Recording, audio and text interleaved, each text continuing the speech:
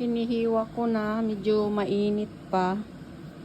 At hindi pang tinda ang aking hiwa, kundi pang kain, kaya malalaki siya. Ayan.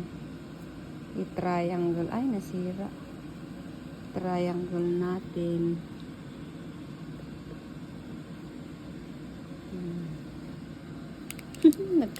Mainit pa kasi, apurado ako. Gusto ko nang matikman. May patient ka talaga pag nag-bake ka ng ganito. Ayan.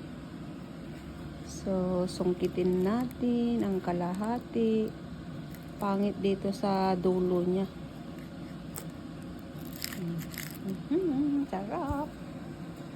Tikman na natin.